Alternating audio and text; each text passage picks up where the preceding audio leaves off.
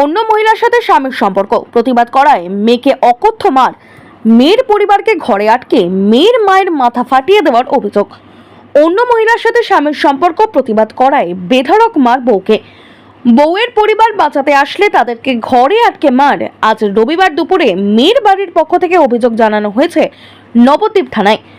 সূত্রে জানতে পারা যায় যে নবদ্বীপের প্রাচীন মায়াপুরের মেয়ে রেখা সিং এর সাথে লাভ ম্যারেজ হয় চর মাঝদিয়ার রথতলা অঞ্চলের শিবম সরকারের সাথে। অভিযোগ, রেখা অনেকদিন আগে থেকেই জানতে পারে তার স্বামীর সাথে অন্য মহিলার সম্পর্ক আছে।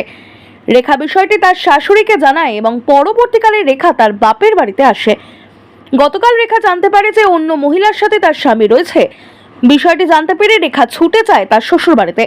এরপর রেকর্ড তার স্বামীর সাথে কথা বলতে গেলে তাদের মধ্যে কথা কাটাকাটি হয়। অভিযোগ, তখন রেখাকে বেধড়ক মারধর করে তার স্বামী শিবম সরকার। এরপর রেখা তার মাকে ফোন করে জানালে রেখার পরিবার থেকে তার মা, মাসি আর অন্যজনরা ছুটে আসে রেখার শ্বশুর বাড়িতে। অভিযোগ, তখন রেখার শ্বশুরবাড়ির কাকা শ্বশুর ও কাকা শাশুড়ি তাদের পাড়া প্রতিবেশীদের নিয়ে একটা ঘরে আটকে রাখে রেখার মা ও অন্যদের এবং বেধড়ক মারধর করে। অভিযোগ, রেখার মায়ের মাথায় ইট মেরে ফাটিয়ে দেওয়া হয়।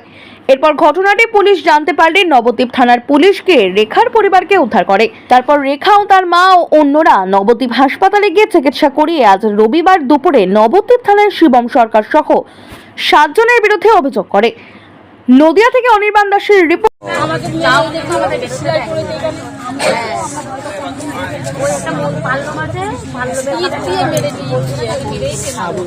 তারপরে যে গলা টিপে মেরেছে, যে আমাকে গলা টিপে ধরেছে, আমার স্বামী আমাকে উদ্ধার করেছে একবারে চেপে।